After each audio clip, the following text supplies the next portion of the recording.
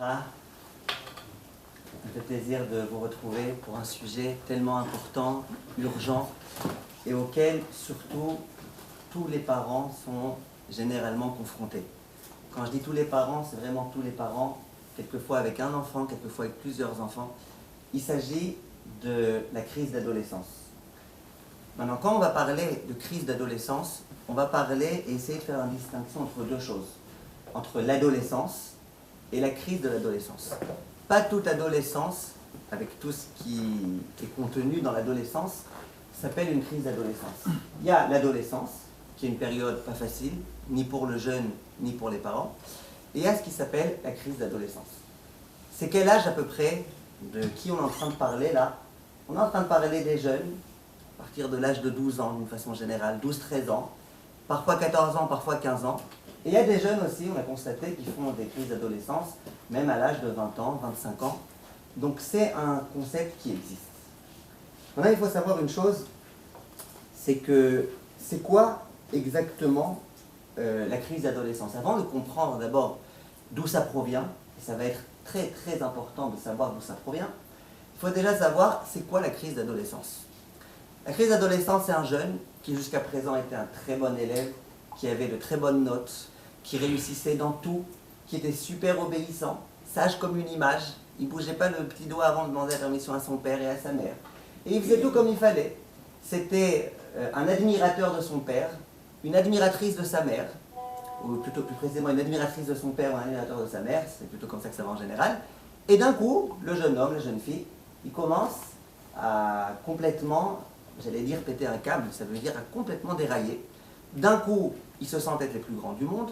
D'un coup, ils se permettent de parler de leurs parents, on ne sait pas exactement comment, comme si eux, qui sont nés malgré tout longtemps après nous, ils étaient plus grands que nous. Et ils commencent à avoir des comportements odieux quelquefois. Ils commencent à avoir des comportements contradictoires, comme on va essayer d'expliquer Bezrat Hashem. Et c'est ce qui s'appelle la crise d'adolescence. Maintenant, il y a l'adolescence, le fait que le jeune homme, il commence à avoir un peu de liberté, qu'il arrête à chaque fois de demander tout à ses parents, ça s'appelle l'adolescence. Et quelquefois, ça s'exprime sous forme de crise. On va essayer, Bezrat Hashem, de bien expliquer tout ça. Ce qu'il faut savoir, c'est que chez tout le monde, il y a des enfants qui ont des crises d'adolescence, même chez les plus grands Talmidei Chachamim, même chez les plus grands pédagogues, desquels on pourrait dire, bon ça va, ces enfants, ils vont bien sortir. Eh bien, ça arrive qu'il y ait des enfants qui fassent des crises d'adolescence. Ça arrive même quelquefois que dans ces crises d'adolescence, ils ne s'en sortent pas très bien. Donc le concept qui s'appelle crise d'adolescence, c'est un concept qui existe chez tout le monde. Et je vais même dire que c'est normal que ça se passe. Et je vais même peut-être dire que c'est bien que ça se passe. On va expliquer c'est quoi cette crise d'adolescence et pourquoi c'est bien que ça se passe. Il y a des personnes qui font la crise d'adolescence à l'âge de... Merci. Il y a des gens qui font la crise d'adolescence à l'âge de 14 ans, de 15 ans, et c'est fini. Ils font leur crise d'adolescence, ils sont en quête d'identité, ils arrivent à rebondir bien sur leurs pieds, et puis ça va, ça se passe bien. Il y a des gens qui ne font pas la crise d'adolescence à 14 ans, ni à 15 ans, ni à 20 ans. Souvent, ces gens-là, ils font leur crise d'adolescence bien plus tard. Comme il dit le Rav Ben Chetrit, il y a deux crises dans la vie, 14, 18, 39, 45. Les gens qui ne font pas la crise à 14, 18, quelquefois, ils la font même 39, 45. Et quelquefois, vous voyez des femmes âgées qui ont 90 ans et qui se promènent avec un décolleté, vous vous demandez d'où elle sort, quel rapport? À 90 ans, et à chaque fois qu'il y a un homme qui passe, elle fait tomber quelque chose pour se baisser devant lui. C'est une crise, ça, pas normal. Une femme de 90 ans, ça va, elle a 90 ans. Donc on voit qu'il y a des gens qui, Pachout, n'ont pas vécu leur crise d'adolescence au bon moment et qui poursuivent leur quête de recherche personnelle. Et donc, ces personnes-là, eh ben, elles font la crise plus tard. Donc c'est bien que la crise, elle se passe le plus jeune possible. D'une façon générale, les personnes, les jeunes hommes, ils font à un moment donné dans leur vie une crise d'adolescence. Maintenant, ce qu'il faut savoir aussi, c'est que la crise d'adolescence, c'est la possibilité pour les parents de s'auto-éduquer.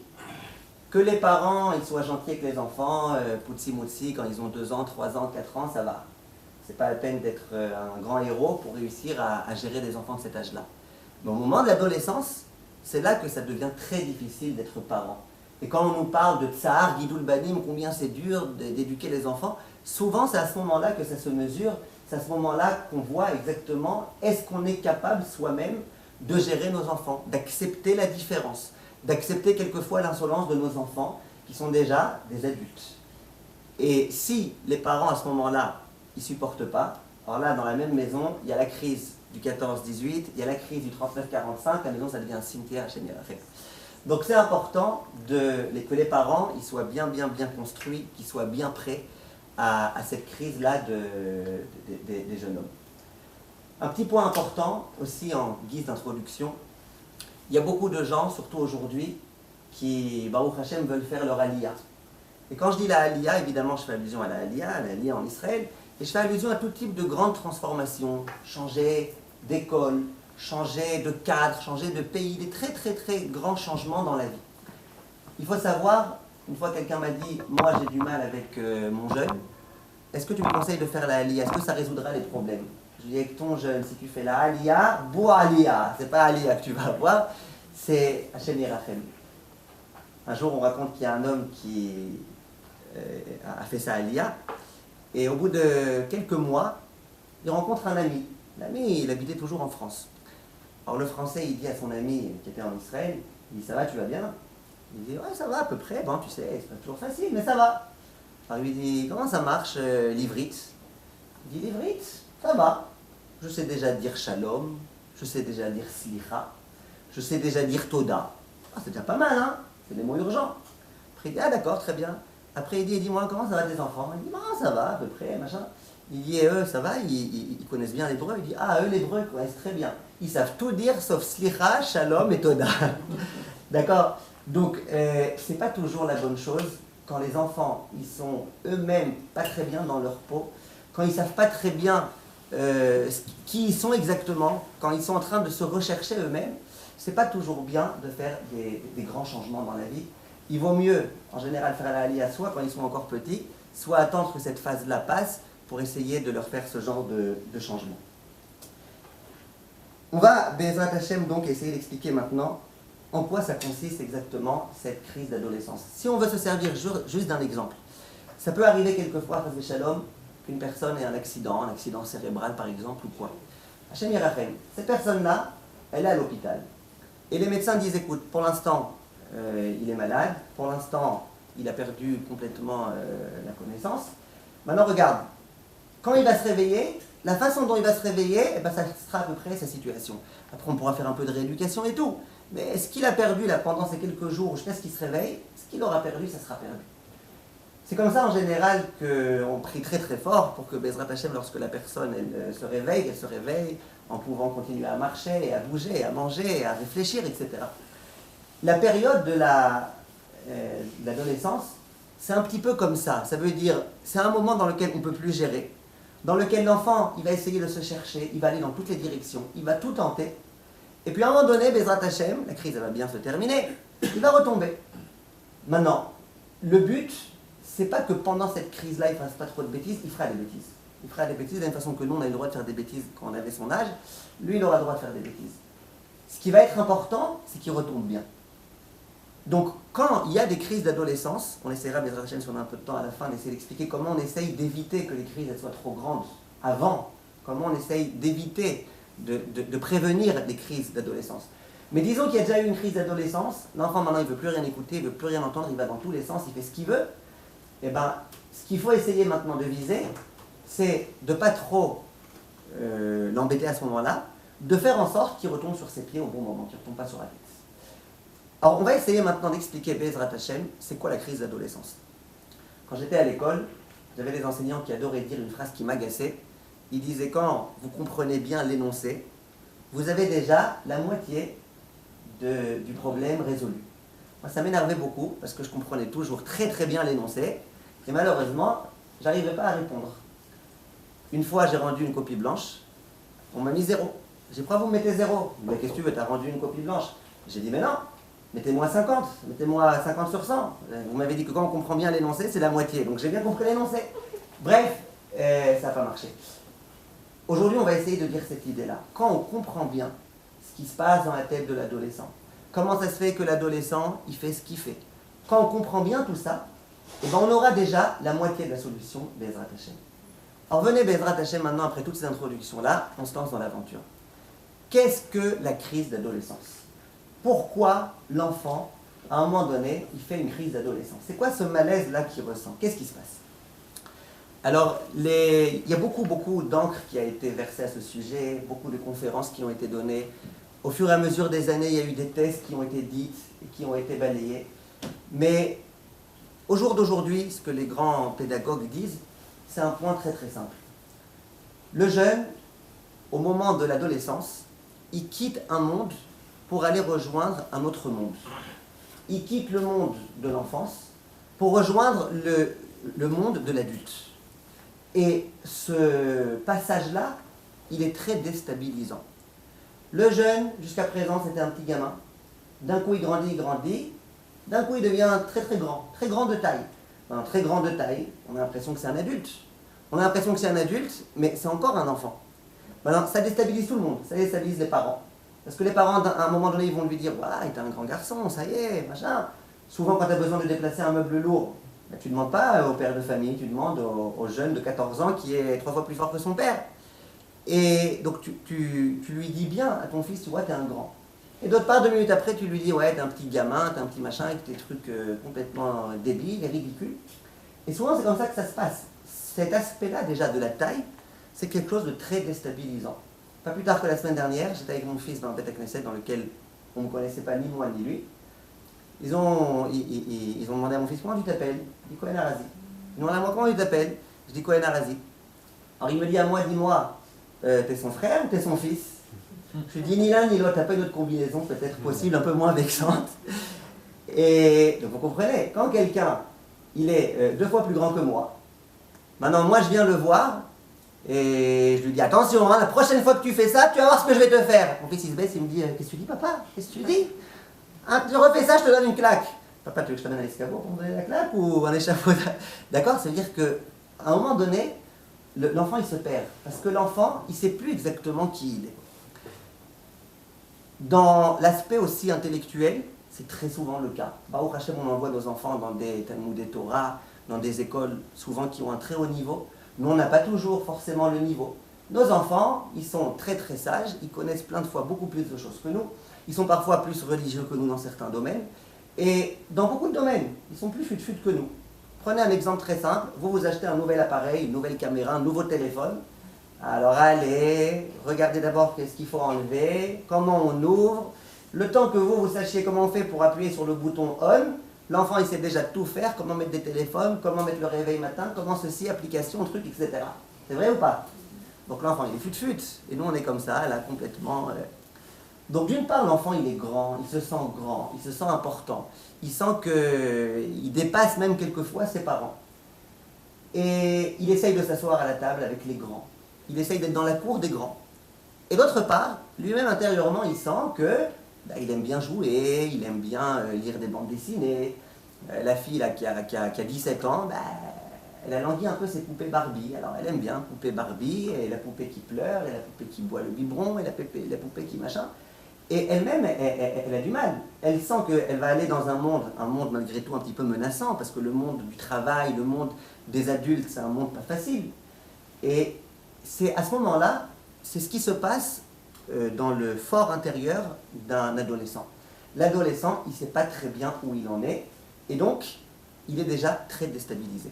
Ça, c'est un premier point, et ce qui explique déjà le malaise inhérent à la période de l'adolescence. Mais en plus de ça, à ce moment-là, il y a quelque chose de très important qui intervient. C'est ce qu'on va appeler une quête identitaire. Le jeune homme ou la jeune fille, à ce moment-là, c'est l'âge dans lequel il voit donc qu'il commence à devenir adulte, il voit qu'il commence à appartenir au monde des adultes, il se projette que bientôt, Bezrat Hashem, ils vont être papa, ils vont être maman. Et à ce moment-là, qu'est-ce qui se passe? Eh bien, ils se disent, ces gens-là, qui suis-je exactement? Qui suis-je? Qu'est-ce que je veux être dans ma vie? Alors, ok, papa et maman, ils ont essayé de me formater, mais je ne suis pas un robot, je ne suis pas un ordinateur. Alors, papa et maman, ils m'ont donné un exemple, très bien. Il y a d'autres gens sur Terre, il y a d'autres façons de réfléchir, il y a d'autres façons de penser, il y a d'autres niveaux de religion, il y a d'autres choses. Et donc quoi? À ce moment-là, le jeune, il va essayer de se chercher. il va essayer de tenter des expériences.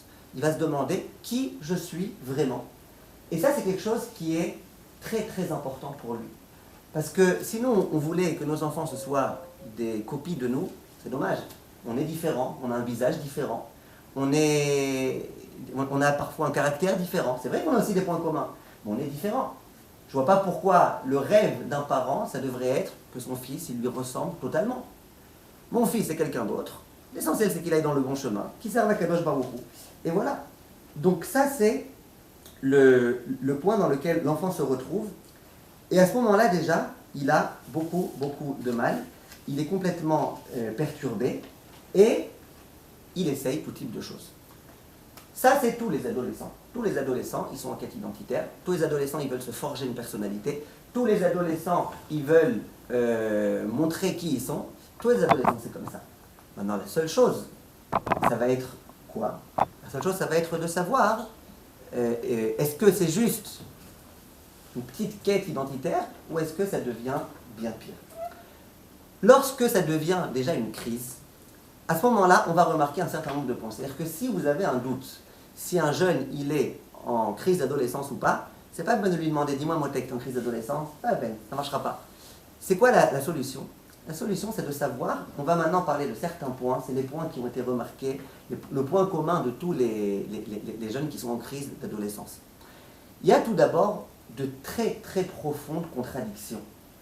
Le jeune, par exemple, pour prendre l'exemple d'un garçon, un jour il va venir, il va dire voilà, moi je me laisse pousser la barbe. Et il va voir celui qui se rase la barbe. C'est très grave de se raser la barbe. Il va toujours crier sur tous les toits, attention, faut faire ça, c'est important de se laisser la barbe. Et après il dit, et moi d'ailleurs, ben, je vais avoir les péotes des chassidim.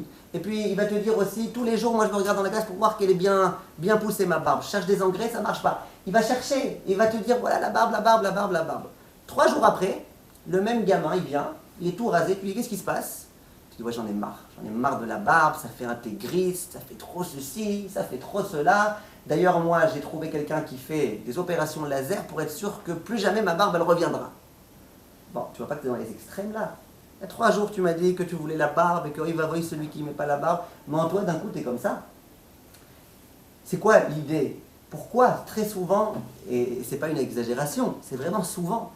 Et nous, on a l'impression que notre enfant, il est schizophrène, qui souffre d'un morcellement de la personnalité, de bipolarité. C'est pas tout ça. C'est de la lourdeureté. La lourdeureté du jeune homme qui est en train, ou de la jeune fille qui est en train de se chercher et qui est en train d'apprendre à se connaître. Pourquoi ça marche comme ça? Parce que comme on a expliqué, la personne, elle essaye de savoir qui elle est. Or, qu'est-ce qu'elle fait? Ben, elle tente. Ça veut dire quoi, elle tente? Dans un premier temps, elle pense, par exemple, qu'avec la barbe, ça sera mieux. Voilà, je serai quelqu'un de bien. Mon profil avec barbe, ça sera mieux. Les gens, ils verront que je suis religieux, ils verront ceci, ils verront cela. Il tente. Maintenant, une fois qu'il a tenté, qu'est-ce qu'il fait? Il regarde qu'est-ce que les gens vont lui dire. Parce que le jeune adolescent, il est certain que tout le monde le regarde. Entre nous, personne ne le regarde, tout le monde s'en fout de lui. Mais lui, il est sûr que tout le monde le regarde. Et donc quoi? Puisque tout le monde le regarde, eh ben, il va regarder comment les gens vont réagir. Est-ce que les gens ils vont aimer qu'il ait la barbe ou qu'il n'a pas la barbe? Et puis il va voir que non, il pensait que tout le monde l'aimerait comme ça, on l'aime pas tellement, donc il va essayer autre chose. Et puis le lendemain, il va réessayer autre chose, le surlendemain, il va réessayer autre chose. Pourquoi? Pas parce qu'il a un problème dans sa tête, parce qu'il est en train de se chercher. Donc il tente des expériences, il tente ceci, il tente cela. Un point qui revient très souvent chez les jeunes, c'est qu'ils vont toujours essayer de s'habiller avec les meilleures marques. Pas genre Tati Barbès, les meilleures marques. Et puis, ils vont dépenser des milliers et des milliers d'euros pour s'acheter les super baskets et les super chaussures, le super polo et le machin. Et puis, attention, ils font très attention, ils font même du stress à leurs parents. Achète-moi ceci, achète-moi cela. C'est très important pour eux. Et le même jeune homme, vous pouvez le voir quelques jours après, il va vous dire non, Avel Avelim, Akol Avel. La vanité des vanités, c'est vanité. Ça sert à rien tout ça. C'est une façon même de manger. Moi, je m'abstiendrais de manger si je n'allais pas mourir de faim. Et vous voyez comment l'enfant, il ne sait pas très bien où il en est. Ça, c'est dans tout type de domaine. Dans le domaine du travail, par exemple. L'enfant vient voir son père. Papa, qu'est-ce que tu aimerais que je fasse dans la vie? Avocat. Très bien, alors je serai éboueur. Très souvent, le père il veut que tu sois quelque chose, l'enfant il va exprès essayer d'être autre chose. Si vous voulez, faites-lui une feinte à votre enfant. Dites toujours que tu sois éboueur, peut-être que là il sera avocat. Ça veut dire que l'enfant et le jeune, l'adolescent, il est très souvent, fréquemment en tous les cas, pour ne pas dire tout le temps, il est un petit peu en opposition à ses parents. Pourquoi il est en opposition? Très souvent. Parce qu'il sent que ses parents, ils ont des attentes de lui, et parce qu'il sent que ses parents, ils ont envie de continuer à avoir le monopole sur son comportement, et que lui, ce qu'il veut maintenant et ce à quoi il aspire, c'est avoir un petit peu de liberté, à devenir enfin lui-même. Et donc, à ce moment-là, il risque d'y avoir des tensions. Ça, c'est dans tous les domaines de la vie. Ça peut se passer, par exemple, dans les hershering. D'un coup, votre fils, il va vous dire « Maman, moi, je ne mange plus dans tes ustensiles. » Pour qui tu t'es pris? Ouais, voilà, maman, moi, je suis devenu religieux. Toi, tu te permets de manger tel hercher. Je ne mange plus dans tes ustensiles. Et parfois, ça va être l'inverse. Maman, elle dit à la maison, on mange que ce hercher. Lui va dire, non, ça va, moi, laisse-moi tranquille, hein. Moi, je mange autre chose. Ça va se passer dans la façon de s'habiller. Si le père, il s'habille très classique, l'enfant, il va s'habiller très moderne. Et si la mère, elle s'habille d'une façon, l'enfant, il va s'habiller différemment. Il y a des familles religieuses, l'enfant, à l'âge de 14 ans, 15 ans, la fille, elle décide de se mettre en pantalon. C'est pas très grave, faut pas trop s'inquiéter, on va essayer d'expliquer pourquoi, comment gérer cette période-là. C'est comme ça. Ma mère, elle est heureuse comme elle est en jupe. Voilà, moi, je vois qu'en jupe, je ne suis pas très heureuse. Je vois que les gens ils me regardent plus quand je suis en pantalon. Elle essaye. Vous inquiétez pas, rapidement, ça va lui passer. Mais elle essaye. Elle tente cette expérience-là. Ça s'appelle la crise d'adolescence, de vouloir faire exprès l'inverse et de vouloir chercher, etc. Autre point très intéressant chez l'adolescent, c'est qu'il a aussi une contradiction dans un point. D'une part, il veut se mettre en avant. Il veut que tout le monde le remarque. Il pense qu'il est le centre du monde, il est sûr que tout le monde le regarde. Et d'autre part, il a envie qu'on sache qu'il est donc très particulier. Et d'autre part, il imite tout le monde. En général, comment ça marche? Avec ses parents, il est très critique. Il ne supporte pas qu'on lui dise quoi faire. Mais par contre, dans les gens de la société, il est très obéissant. Tout ce qu'on lui dit de faire, il fait. Tu peux avoir quelqu'un en bêta cassette qui vient m'aider là maintenant pendant 2 heures à ranger les tables, il va aider. Le père, il dit non. Quand quelqu'un d'autre demande, oui. Et il va bêtement suivre la mode et le comportement que les gens ont. À nouveau, une contradiction. Le jeune, il a envie de montrer qu'il est très fort, et très souvent, il va avoir peur de toutes petites bêtises. Bon, mon fils il était adolescent, très grand, plus grand que moi, je vous ai dit, et quand il y a des petits papillons, là, vous savez, en Israël, il y a beaucoup à Yerushalayim, ces petits papillons, et pas les papillons sympas, les papillons qui font un peu peur comme ça. Dès qu'il y a un petit papillon dans la pièce, il va se cacher, machin, etc. Et souvent, cette contradiction-là, d'une part, je veux montrer que je suis fort, et je veux que vous sachiez que je suis fort, et d'autre part. Alors que le jeune, jusqu'à présent, il n'avait pas besoin d'imposer son opinion. Quand on parlait de sujets philosophiques, il se taisait. D'un coup, il a beaucoup de choses à dire sur tous les sujets. Tous les sujets du monde, il dit, et il veut dire, et il veut qu'on l'entende. Et il va se battre, il va crier jusqu'au bout pour dire ce qu'il a à dire. Tout ce genre de points, c'est des points souvent qui indiquent, quand bien évidemment ça devient un peu exagéré, ça indique que le jeune, il est en train de se rechercher, et ça indique qu'il est en train de comprendre qui il est exactement, et qu'il se sent obligé vraiment d'aller à l'extrême pour pouvoir réussir à se connaître. Ça, souvent, ce sont des signes de crise d'adolescence. Maintenant, souvent, pourquoi c'est très très difficile pour les parents? D'abord parce que c'est pas facile. Toute ma vie, je me suis fatigué pour éduquer mes enfants à la Torah. D'un coup, ma fille, elle se met en jupe. En pantalon, c'est pas facile. Mon fils, d'un coup, il arrête de mettre les films le matin. C'est très difficile. Maintenant, plus que ça, l'enfant, souvent, il parle à son père de façon arrogante. La fille, elle parle à sa mère de façon arrogante. On a l'impression qu'on est des vauriens. On a l'impression qu'ils nous considèrent comme étant des vauriens. Or, si en plus les parents eux-mêmes, ils souffraient d'un manque d'assurance, c'est fini. Les parents, ils attrapent une dépression incurable. Pourquoi? Ben voilà, mon fils, il me dit que je suis un nul. Et souvent, ils ne se gênent pas, les enfants. Hein. Vraiment, ils ne se gênent pas. Donc, ça, c'est ce qui fait que ça devient très souvent très difficile pour les parents. Maintenant, ce qu'il faut qu'on comprenne, c'est quelque chose de très très important, c'est que c'est pas difficile que pour les parents. Le jeune, lui aussi, il est en train de souffrir. On a l'impression que lui, il fait sa vie, il essaye, il tente, il va faire des bêtises, il commence à ceci, il commence... Et que c'est les parents qui sont en train de souffrir. Mais en fait, c'est pas vrai. Le jeune, lui aussi, il est en train de souffrir. Il sait très bien qu'il y a des choses qu'il fait qu'il ne devrait pas faire. Il sait très bien qu'il les fait parce que c'est plus fort que lui. Il sait très bien que dans le fond, c'est juste une expérience par curiosité. Le jeune aussi, il a beaucoup de mal pendant cette période-là. Et ça, c'est important qu'on le sache. Maintenant, pourquoi je vous disais que c'était important de comprendre tout ça? Parce que si j'ai l'impression que mon fils est devenu un rebelle, et que j'ai l'impression qu'il fait exprès pour m'embêter, j'ai aucune chance de supporter. Comment tu veux que je supporte un fils que je me suis fatigué à éduquer, je me suis tué pour lui, j'ai tout fait, d'un coup ça devient un rebelle, c'est insupportable. Mais si tu comprends que c'est normal, que le jeune, d'une façon inhérente à sa nature, il a besoin maintenant de dire « je suis quelqu'un ». Maman, je ne suis pas que ton fils, je suis quelqu'un à part. Si on arrive à comprendre ça, on peut déjà ne pas se vexer, on peut déjà comprendre que notre fils n'est pas un méchant, et on peut accepter, et on peut savoir comment gérer cette période-là. Alors nous, tout ce qu'on attend de nous, pendant cette période-là, c'est d'être capable de gérer cette période, de bien passer cette période. Ça ne va pas être une période facile, surtout quand les enfants ils sont dans une grande crise, ça s'exprime chez chacun de façon un petit peu différente, mais ce qu'il faut, si on ne veut pas les perdre, nos enfants, c'est ne pas faire de graves erreurs pendant cette période-là. Alors quels sont les conseils que les grands éducateurs de notre génération donnent? Il y a écrit dans le Passouk, Kechitzim beyad gibor, ken bene aneurim. Quand on parle des jeunes hommes, des jeunes filles, on dit ils sont comme les flèches entre les mains d'un guerrier. Quel rapport entre les flèches entre les mains d'un guerrier et le jeune qu'on est en train d'éduquer? Dis Rachamim, lorsque tu viens tirer une flèche, il y a plusieurs étapes. La première étape, tu tires la corde. La deuxième étape, tu vises. La troisième étape, tu lâches et tu attends que la flèche arrive quelque part. Les premières étapes, tu peux toi-même les décider. Tu peux faire attention à bien viser. Tu peux essayer de faire des efforts pour mettre la force suffisante pour que ça arrive là où il faut que ça arrive. Tout ça, tu peux.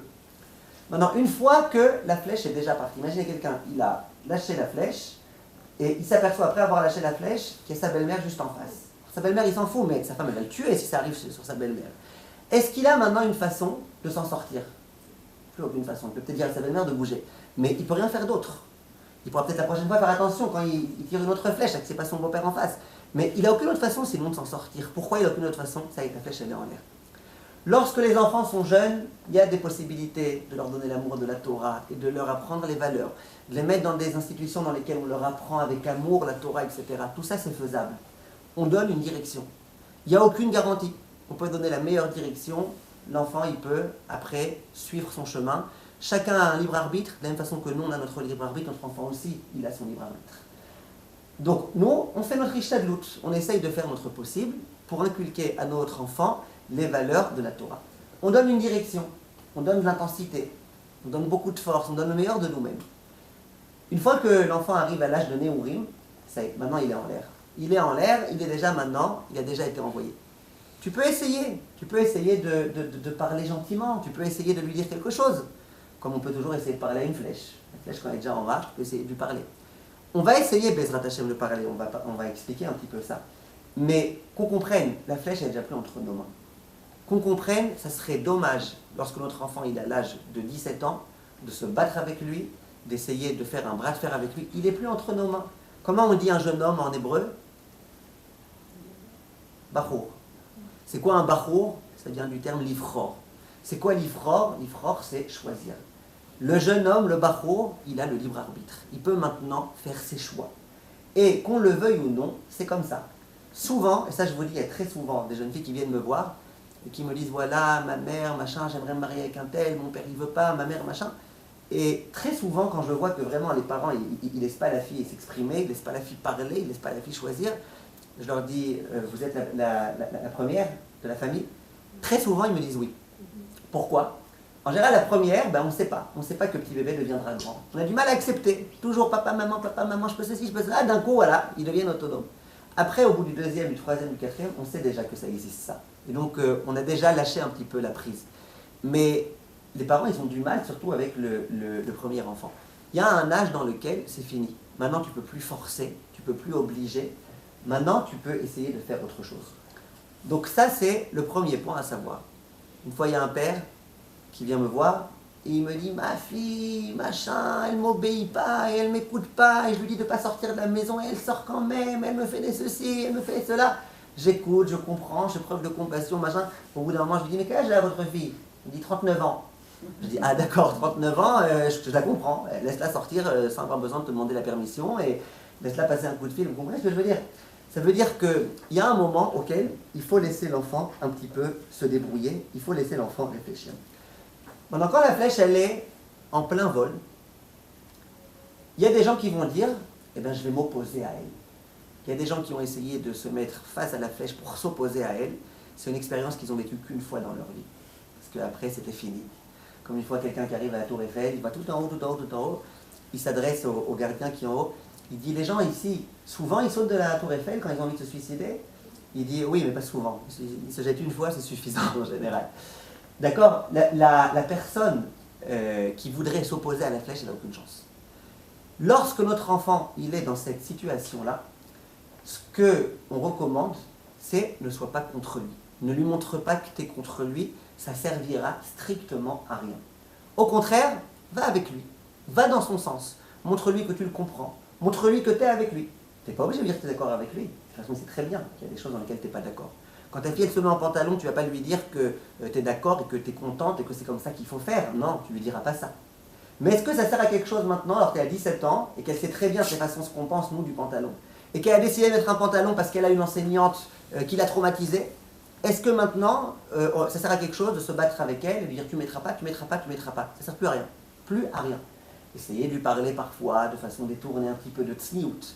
Essayez de lui parler, de lui donner des exemples avec des poissons par exemple. Vous la prenez une fois à un endroit où il y a des poissons.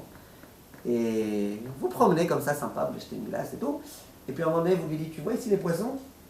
C'est qui les poissons vivants? C'est ceux qui vont dans le sens inverse du courant ou ceux qui vont avec le courant?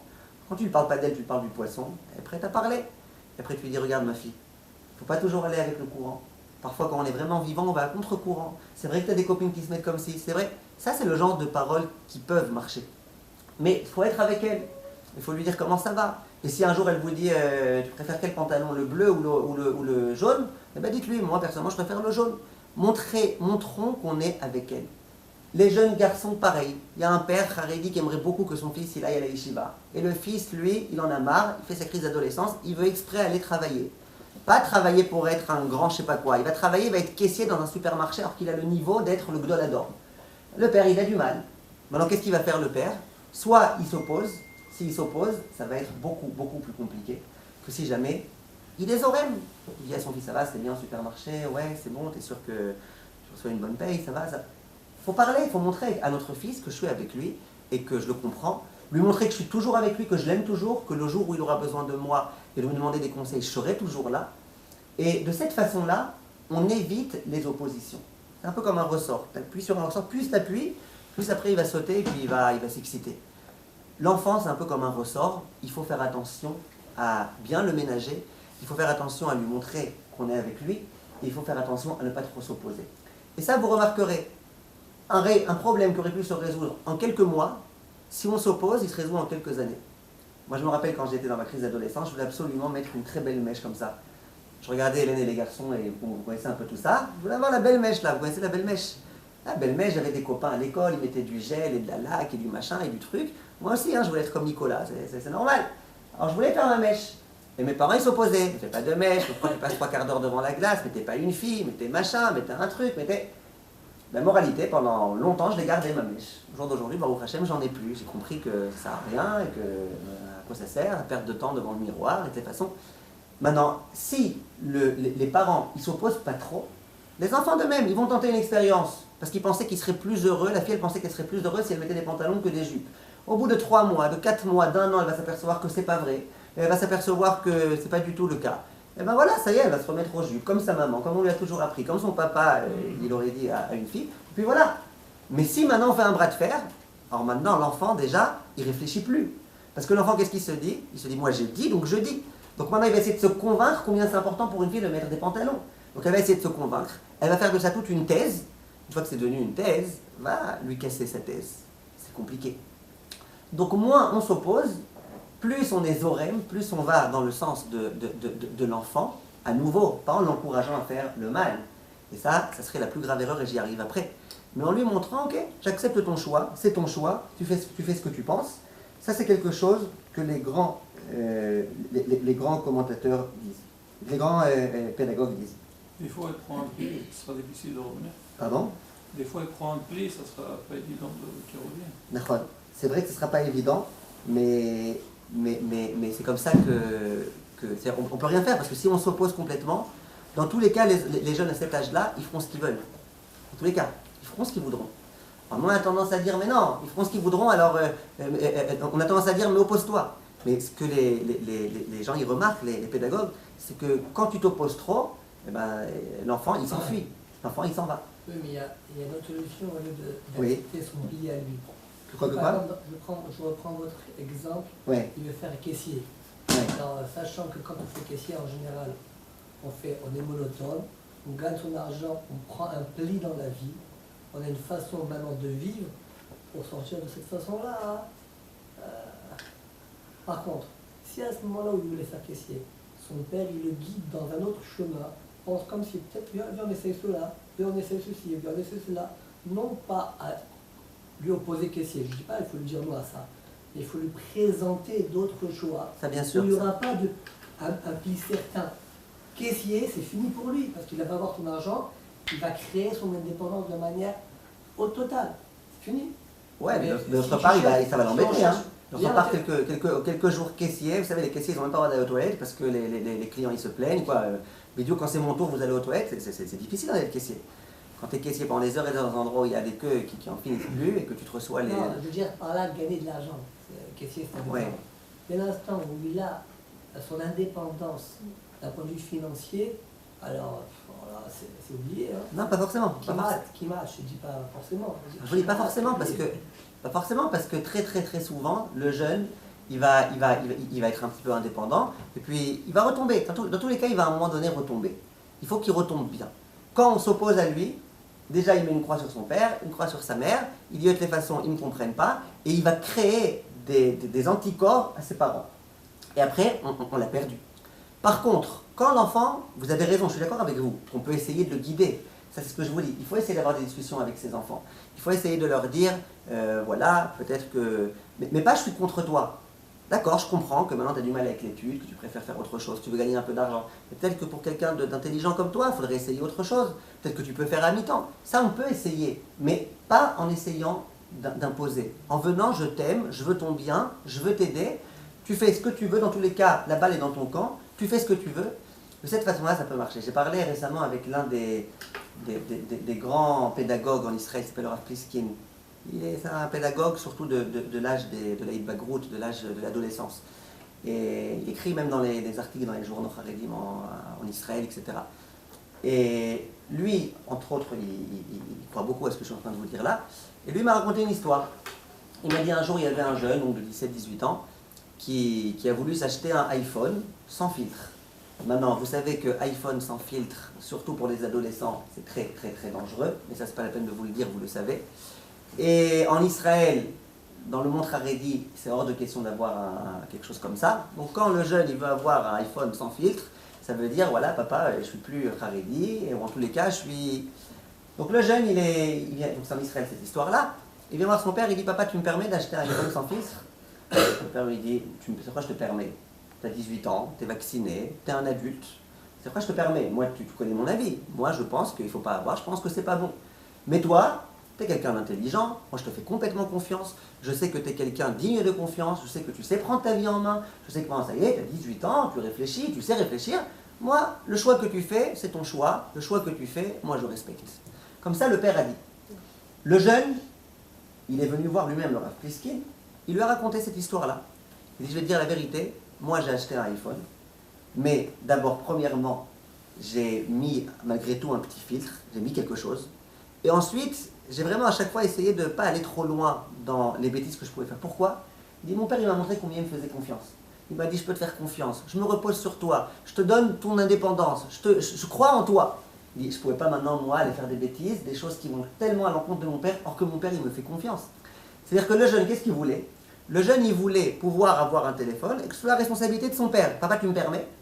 Genre, voilà, je fais ce que je veux, et puis de toute façon, le père, il dit, non, prends tes responsabilités. Le problème qu'on a aujourd'hui, et qu'il y avait beaucoup moins il y a des centaines d'années, c'est qu'on ne donne pas beaucoup de responsabilités à nos enfants. Les enfants, ils n'ont souvent pas le sens de la responsabilité. Donc il dit, voilà, ok, je prends mon iPhone et je fais ce que je veux, et puis maximum je tomberai, et puis de toute façon, moi je suis fils de mon père, donc c'est à mon père de s'occuper de moi. Quand le jeune de 18 ans, il voit que son père, il lui dit, non, ton choix c'est ton choix, moi je ne me mêlerai pas.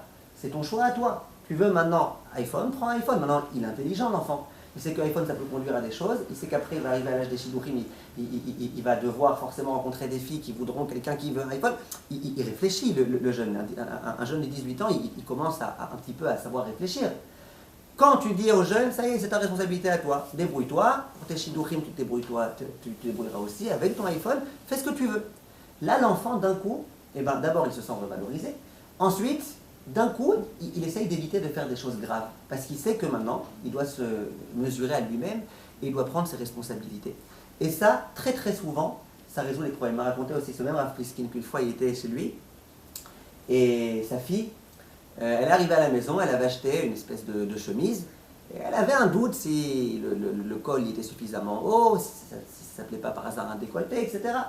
Donc lui, il est arrivé, il voyait la mère et la fille qui étaient en train de discuter. La fille, elle avait 17 ans, en train de discuter. C'est bien, c'est pas bien, machin, le collier, le truc. Lui, il dit, je suis arrivé. J'ai dit, mais regarde, pourquoi on a besoin de réfléchir, c'est bien, c'est pas bien. Notre fille, on lui fait confiance, c'est une fille de snoie, c'est une fille qui a le sens de la pudeur.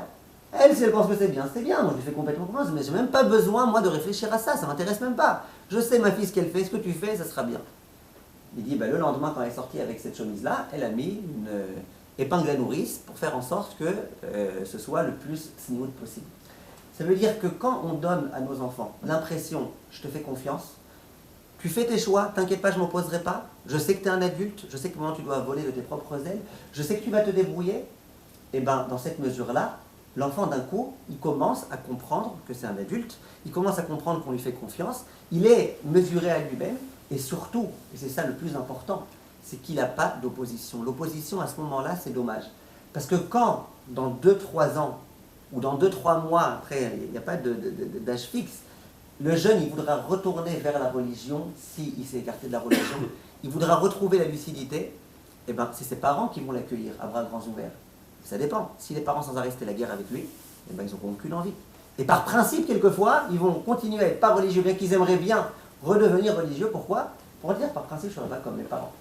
Donc on comprend très bien, en tous les cas, c'est à peu près la direction que les grands pédagogues, le Rav Yaakov Zon en Israël, c'est l'un des très grands pédagogues qui s'occupe du domaine, c'est à peu près les conseils qu'il donne de dire le jeune, à partir du moment où il arrive à cet âge-là, tu le laisses se débrouiller, tu ne fais pas de guerre avec lui, lui montres que tu l'apprécies, tu lui montres que tu lui fais confiance, tu lui donnes de l'amour, tu lui donnes de l'affection, et tu pries très fort à Kadosh Baruch Hu, Be'ezrat Hashem, que ça se passe bien. Maintenant, troisième point important, pour que ça se passe bien, qu'est-ce qu'on attend de nous? Il faut honorer nos enfants. Il y a les enfants, ce n'est pas un chidouche, c'est aussi les juifs, ils sont aussi inclus dans la misa de Ve'aftal et Ve'acha Kamocha. L'interdit de faire honte à quelqu'un, c'est aussi un interdit de la Torah. Et même si c'est mon fils, j'ai aucun droit de lui faire honte, j'ai aucun droit de lui faire honte en public. Je ne parle pas quand il est petit, que c'est vraiment dans le but de l'éduquer, je ne parle pas de ça. Je parle de lui faire honte pour lui faire honte. N'oublions pas que nos enfants, il faut les honorer. Quand le jeune, qui est digne malgré tout de respect, un jeune homme de 18 ans, une jeune fille de 18 ans, ils sont dignes de respect. Quand un jeune qui est digne de respect, il voit mon père, il m'honore, et bien lui aussi, il honorera son père. Alors, il honorera son père, ça ne veut pas dire qu'il fera tous les choix de son père, mais il n'est pas obligé de faire les choix de son père. Mais il honore son père, il sait que son père l'honore. En général, quand on honore quelqu'un, c'est quelqu'un, il nous honore. Quand la mère, elle honore son fils, il honore sa mère. Et le fait qu'il honore sa mère, ça fait qu'il y a plein de choses qu'il n'osera pas faire, rien que par respect pour sa mère. Rien que pour faire plaisir à sa mère. Donc le respect, c'est quelque chose qu'il faut conserver, même si le fils, il se comporte n'importe comment. Même si le fils, il dit des bêtises. Même si le fils, il ne se comporte pas très bien. Ça, c'est un point qui est très très important. Parce que quand votre fille, elle revient, et qu'elle est habillée avec une jupe tricolore, avec des couleurs qui sont affreuses, et qu'elle vous demande, maman, qu'est-ce que tu penses? Comment elle est ma jupe? La première réaction de la mère, c'est de lui dire, affreux. Pourquoi quand la fille de la voisine, elle vient te voir, et qu'elle arrive avec la même jupe, et qu'elle te dit, madame, comment tu penses qu'elle est ma jupe? Là, d'un coup, vous lui dites, bon, elle est assortie au rose de tes lèvres, au noir de tes chaussures, au blanc du papier peint. Bon, voilà. Pourquoi à ta fille, tu lui dis qu'elle est affreuse et qu'elle est moche et qu'elle est horrible, et à l'autre, tu dis que? Parce que l'une, c'est ta fille, et l'autre, c'est la voisine. Alors, au contraire, ta fille, il faut l'honorer. Quand on honore nos enfants dans ces périodes-là difficiles, on n'a pas envie de les honorer. Parce que eux, ils ne nous honorent pas. Dans ces moments-là, quand ils disent non, on va faire l'inverse de toi, ils ne nous honorent pas. Mais on a dit, eux-mêmes, ils souffrent de ça. À ces moments-là, si on veut les garder, les conserver, il faut essayer, Bezrat Hashem, à ce moment-là, de ne pas faire de bêtises. Quatrième point important, et on essaye de passer en revue rapidement des erreurs à ne pas commettre. Il y a des parents qui commettent une grave erreur, c'est de dire à leur fils, soit explicitement, soit implicitement, j'ai honte de toi, tu m'as déçu. Voilà, moi maintenant je suis une grande rabbinite, et voilà, ma fille elle se promène en pantalon dans la rue, j'ai honte de toi.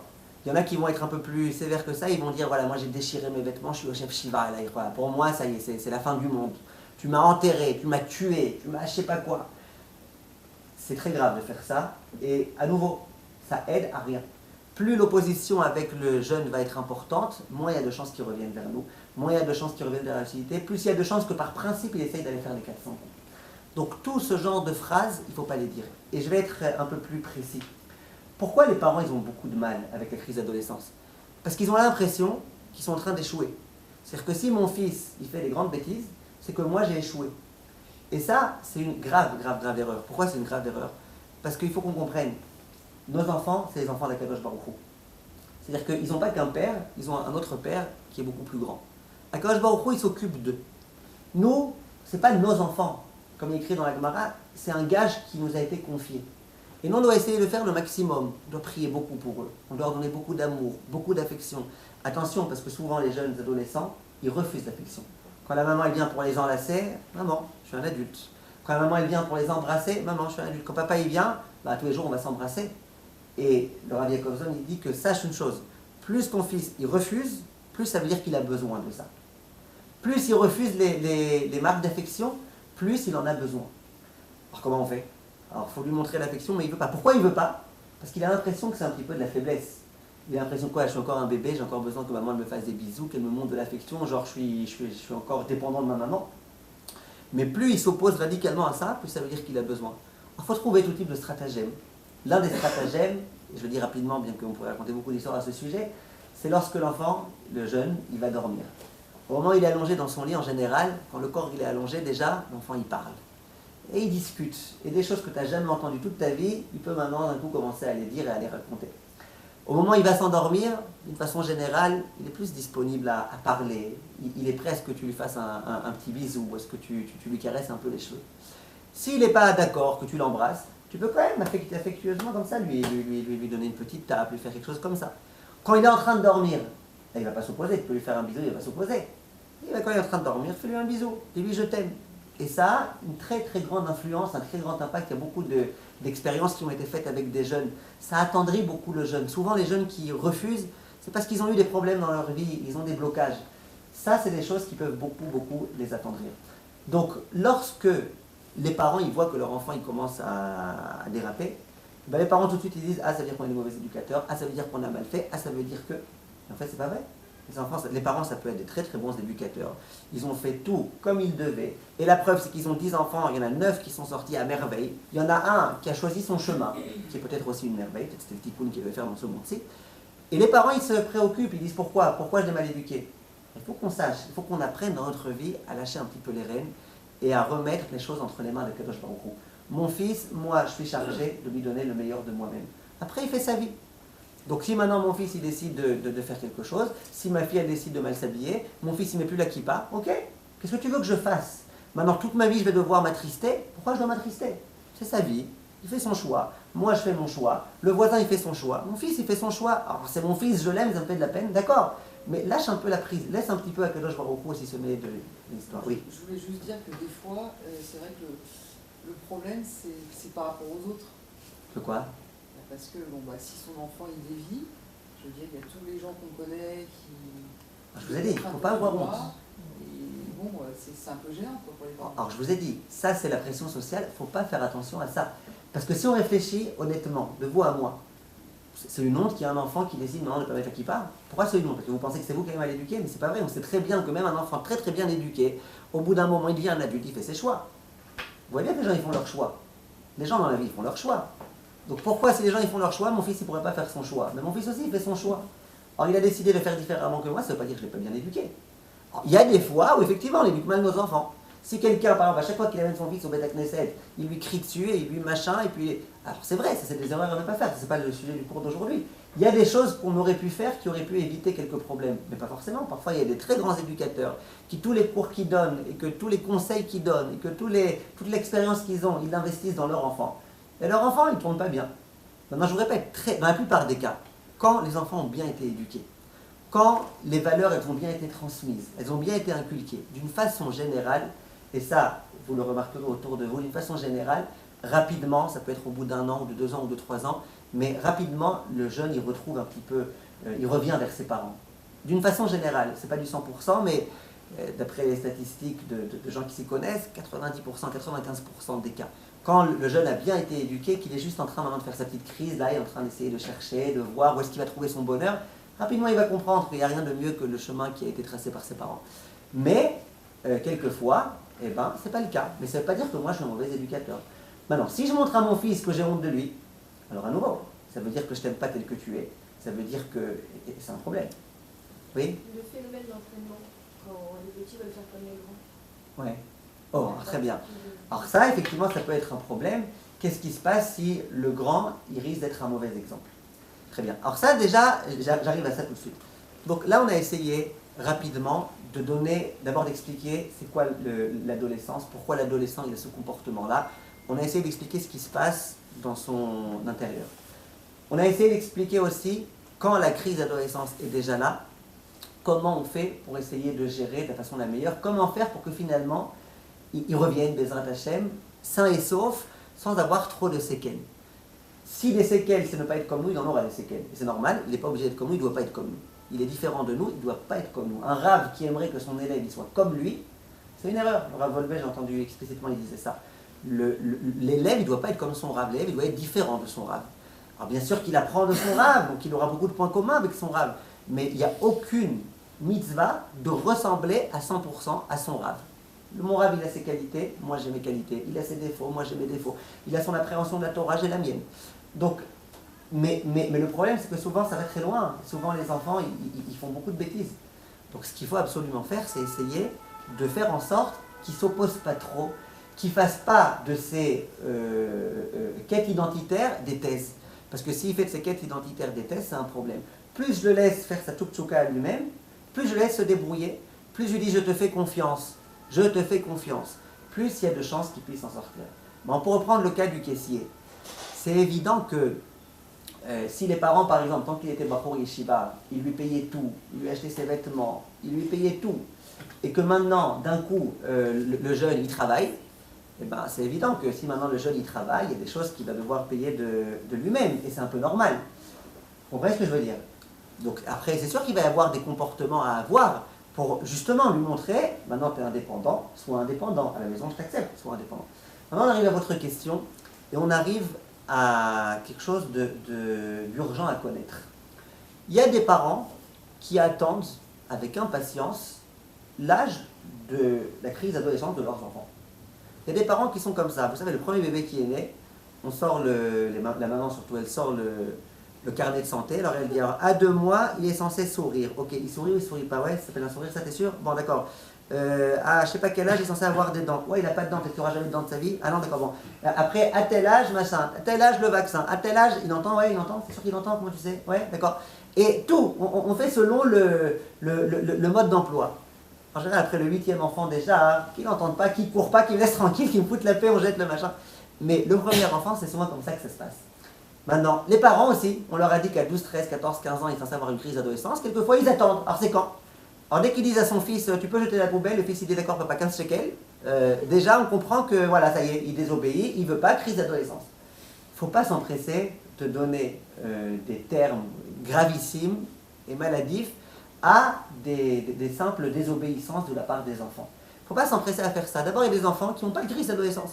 Ils ont leur adolescence, et puis ils font leur choix, ils se créent leur personnalité, et puis voilà. Pas tout le monde a des crises d'adolescence. Maintenant, le grand problème que souvent on rencontre, et entre autres pour la raison que vous dites, madame, le grand problème qu'on rencontre souvent, c'est que les parents, ils ont tellement peur de la crise d'adolescence de leurs enfants, que d'un coup, les parents, ça devient les serviteurs des enfants. Ils n'osent plus rien dire, ils n'osent plus dire quoi que ce soit, Et à la maison, ça devient que les enfants, ils obtiennent ce qu'ils veulent de la part des parents. Bah oui, j'ai peur, parce que si maintenant je m'oppose à lui, alors demain, il va arrêter de faire Shabbat, après-demain, il va arrêter de ceci, après... Et ça, souvent, les jeunes, ils profitent de ça. Ils profitent de ça, ils commencent à crier très fort, et puis les parents, ils savent qu'est-ce qui lui arrive, quoi. Crise d'adolescence, et puis d'un coup, ah d'accord, qu'est-ce que tu veux? Tu veux? Allez, tiens, je te donne. Tu veux 2000 euros? Tiens, je te donne. Tu veux ceci? Je te donne. Et c'est très mauvais. Les principes, les limites qu'on n'a jamais autorisées, c'est pas parce que le jeune, il est maintenant dans une période difficile, qu'on doit complètement arrêter les limites. Dans une maison, il y a des limites, les limites, elles doivent rester. Si des parents, ils cassent les limites parce que l'enfant, il est en train de faire une crise d'adolescence, c'est le pire. L'enfant, il va en profiter, il va exagérer. Et ce dont il a besoin maintenant, c'est justement de limites. C'est la raison pour laquelle, pour prendre un exemple très simple, si ce jeune-là, par exemple, qui se trouve dans une famille Haredia, ou de surcroît, et en plus d'autres enfants, il décide de s'acheter un iPhone sans filtre. Et que les parents, leur principe et leur hashkafa, c'est de dire, à la maison, on ne fait pas rentrer ça, c'est dangereux. Imagine que le petit regarde quelque chose de pas cachère. Imagine que, toi, qu'est-ce que tu veux que je fasse? Tu es un adulte, je te fais confiance. Mais les jeunes, je veux pas. Moi-même, je veux pas avoir chez moi cet appareil-là et je risque de tomber, j'ai pas envie.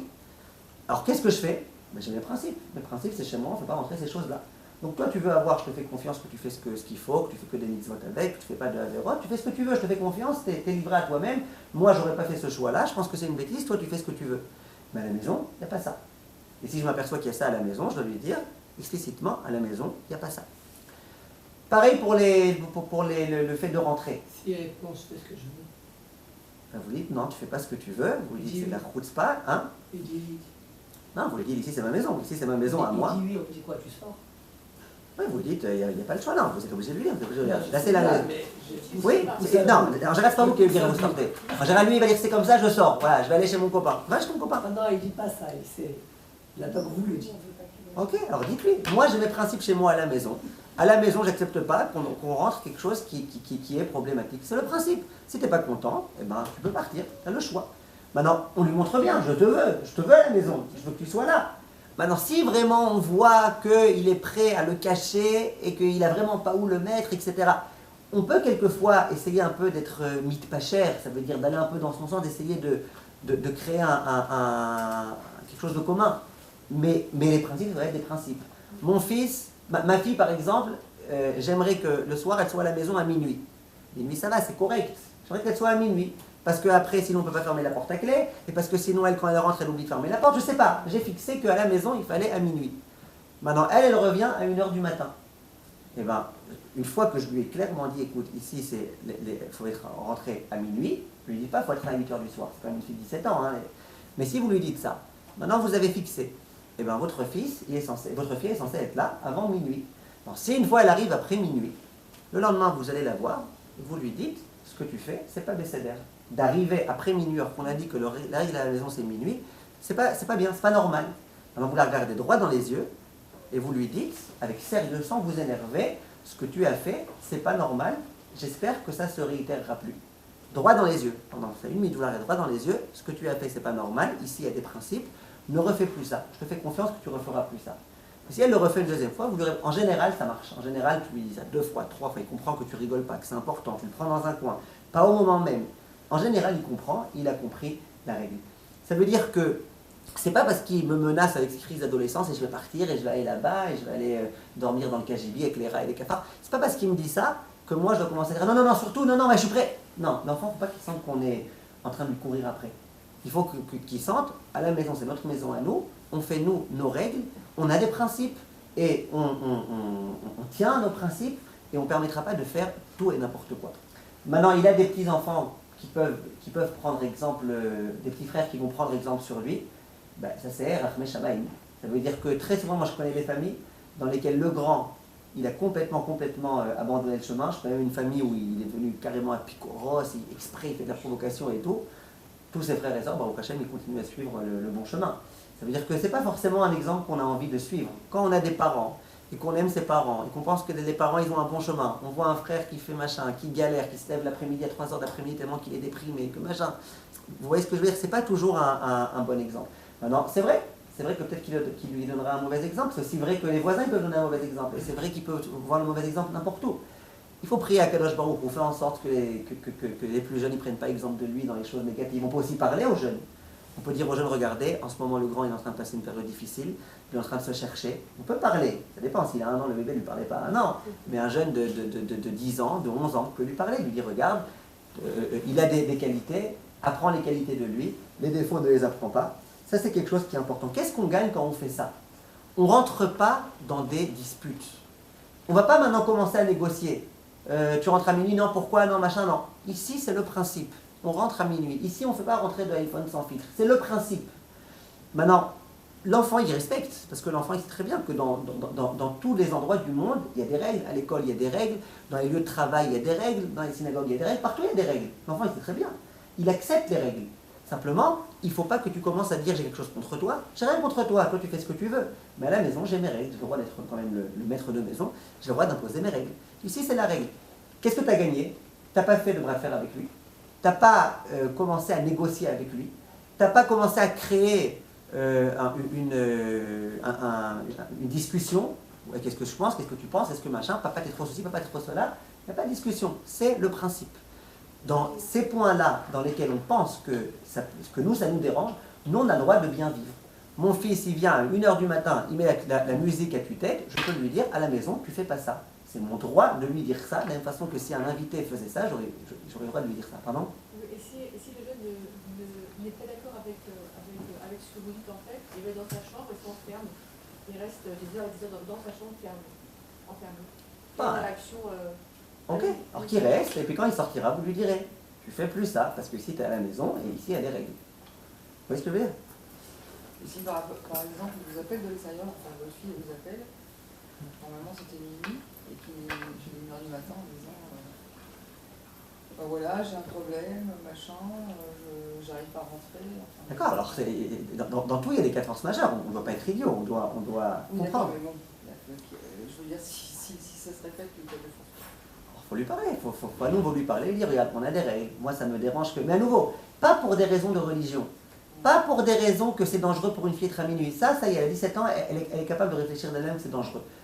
Vous ne pouvez pas lui imposer des choses, vous pouvez lui expliquer, tu sais que c'est dangereux, vous ne pouvez pas lui imposer, c'est fini. Elle a 17 ans, c'est comme la fille de la voisine, vous n'avez pas plus d'impact sur elle que la fille de la voisine. À la rigueur, avec la fille de la voisine, parfois vous avez plus d'impact. Donc pas pour des raisons religieuses. Moi, à minuit, ça me dérange quand tu rentres à minuit, tu me réveilles, tu réveilles des enfants. Tu m'obliges à me lever pour t'ouvrir. Oui, c'est de ce genre de choses-là dont je parle. Maintenant, très rapidement, quelques petits points importants. Comment on fait pour essayer d'éviter que la crise d'adolescence se passe? Parce que là, on a parlé une fois qu'il y a déjà la crise d'adolescence. Comment on peut essayer d'éviter, et là donc je parle avec les enfants qui sont déjà en bas âge, comment on fait pour essayer d'éviter la crise d'adolescence? Ben, les pédagogues ils expliquent quelque chose de très important.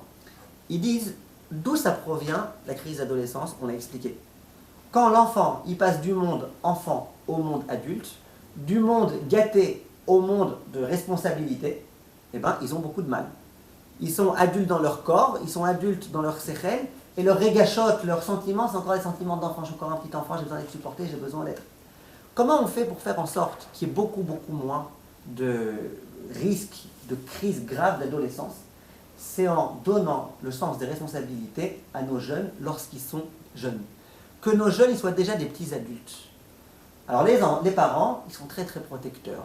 Alors votre fille de 6 ans, elle vous supplie « Maman, maman, permets-moi de faire la vaisselle ». Alors dans le cas le meilleur, vous lui donnez à faire la vaisselle des choses en plastique, pas en verre. Imagine que ça tombe et que ça se casse. Pas en verre, uniquement plastique. Et tu lui répètes 10 fois attention, parce que quand tu mets du savon, ça glisse et ça machin et ça truc. Et dans plein de cas, non, fais pas la vaisselle, non, ça va, machin. Après, vous allez vous étonner que les enfants, quand ils sont un peu plus grands, ils ne veulent pas aider à faire la vaisselle. L'enfant, il veut faire la vaisselle. Donne-lui à faire la vaisselle, même les ustensiles qui sont en verre. Et s'il casse, il casse. Ils ont le droit de casser. Nous aussi, on casse parfois des ustensiles. Il faut qu'on donne la responsabilité à nos enfants. Les enfants, on te fait confiance. Oui, tu es capable. Tu n'es pas un incapable. Tu es incapable. Tu peux faire la vaisselle. Oui, toi, à l'âge de 6 ans, tu es capable de prendre un verre en verre et ne pas le faire tomber. Quand on donne le sens de responsabilité aux enfants, il dit « Ah ben mon père, il me fait confiance. » T'envoies ton fils aller acheter quelque chose au supermarché. Alors qu'il est encore petit, il est un petit, peut-être qu'il ne va pas avoir le bon air cher, peut-être qu'il ne va pas avoir le truc, peut-être que machin. Non, moi je te fais confiance. Je sais que tu vas être capable de trouver le bon Hercher, et je sais que le fils, il dit, si je me trompe, eh ben trompe-toi, tu as le droit de te tromper. On doit rentrer dans l'esprit de nos enfants qu'ils ont le droit de se tromper, qu'ils ont le droit à l'erreur, et qu'on leur fait confiance, et que nous aussi, parfois, on se trompe. Et dans tous les domaines de la vie. Moi, je connais des grands éducateurs, leurs enfants, à l'âge de 5 ans, ils leur apprennent, ou à 6 ans, ou à 7 ans, ils leur apprennent à tenir une perceuse dans la main. Ils leur apprennent à tenir la perceuse, dans le premier temps, il dit, viens, on fait un trou ensemble. L'enfant, il est comme ça, là, il ne sait pas comment ça va. Et puis, il apprend. Quand tu dis à ton enfant, voilà, regarde, moi je pense que tu es déjà un petit adulte, voilà, tu sais faire des trous dans le mur, tu sais faire ceci, tu sais faire la vaisselle, tu sais faire cela, tu as des responsabilités. Qu'est-ce qui se passe dans l'esprit de l'enfant? Ben, l'enfant, il se sent déjà être un adulte. Il sent déjà qu'il a des responsabilités. Donc, le passage entre le monde enfant et le monde adulte, il sera beaucoup, beaucoup moins difficile. Que lorsque l'enfant, personne ne lui faisait confiance, c'était un gamin, une espèce de petit gamin, de toute façon, tu n'as rien à dire, tu n'as rien à machin. D'un coup, il grandit, et puis il ne sait plus, ben maintenant, il va devoir se chercher.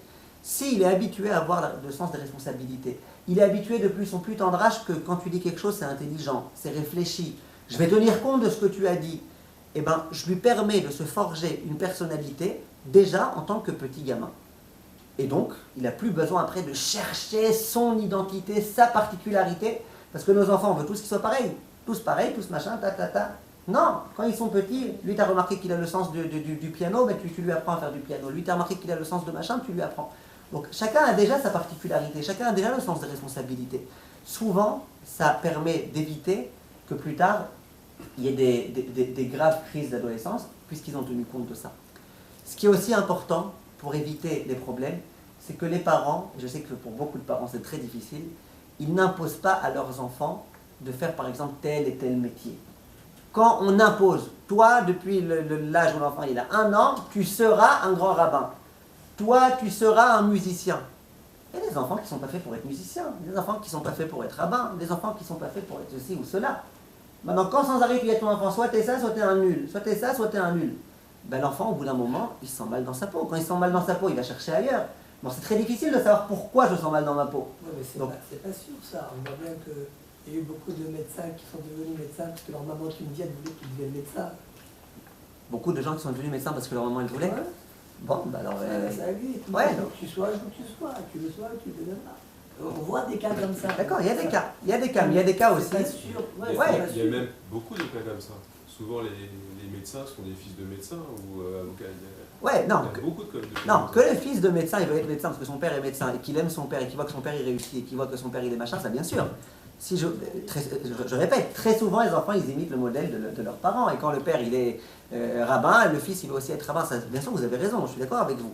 Mais je dis ne pas vouloir imposer en disant tu seras ça et plus je veux lui imposer, il n'y a que ça et rien d'autre. Je t'oblige à faire ça.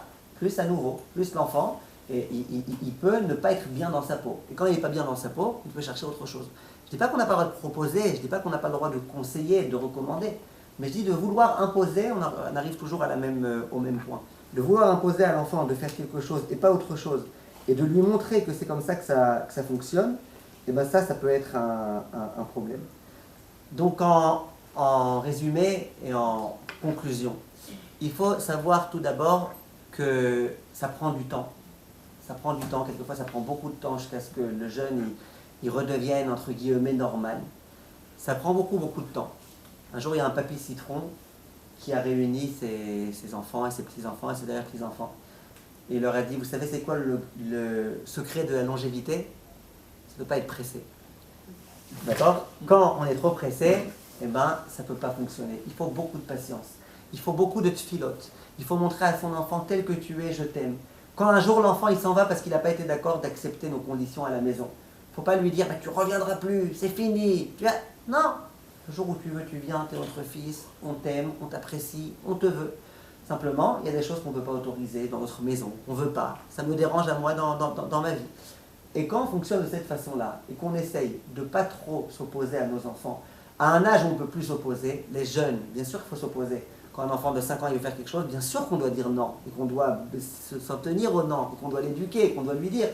Mais là, on a parlé spécifiquement de l'âge dans lequel on voit que l'enfant, tu ne peux plus rien faire. Tu lui parles, il n'écoute pas. Tu lui parles, il fait exprès l'inverse. Quand on arrive à ce stade-là, très souvent on ne peut plus rien faire. Maintenant, il y a des enfants, il y a des jeunes qui font la crise d'adolescence, mais qui sont très en train d'écouter. Quand un jeune adolescent il commence à vous parler, de lui-même il vient vous parler, bien sûr, parlez autant de temps que vous voulez avec lui. sans le forcer, mais en lui parlant. Bien sûr qu'il faut lui parler. Mais le bourrage de crâne, au moment où il ne veut pas parler, on l'oblige à s'asseoir, on l'oblige à nous écouter, et on l'oblige à cela, généralement ça ne donne pas des bons résultats et on obtient l'effet inversé. Yiratson Bezrat Hashem, qu'on ait le mérite d'avoir des jeunes qui seront tous Bezrat Hashem des tzadikim, qui seront dans le chemin de la Torah, qu'on essaye d'éviter de faire des graves erreurs. C'est pas facile pour un jeune de voir que son fils il n'obéit pas à ce qu'il aurait aimé qu'il fasse, mais c'est comme ça que ça fonctionne. Je voulais beaucoup remercier le Rav de la communauté, qui dans sa grande modestie, il a écouté le cours, tout le cours du début jusqu'à la fin. C'est moi qui aurais dû vous écouter. Non, pas du tout. C'est sûr, il sera envoyé toute la communauté. Je suis sûr que vous avez aussi beaucoup d'expérience à ce sujet. Bezrat Hashem, je vous remercie de votre attention. Je voulais juste vous dire, avant de finir, j'ai amené ici quelques aimants. Parfois, il y a des gens qui ont des questions de halakha, qui aimeraient attraper des rabbanim, mais leur rav il est occupé, il ne peut pas répondre, etc. Donc en Israël, au prochain, j'enseigne la halakha dans les séminaires, je réponds aux questions de la halakha, de pureté familiale, de kashrut, etc. On a fait un aimant sur lequel il y a un numéro français que vous pouvez appeler. Vous arrivez sur mon portable en Israël pour des questions de halakha.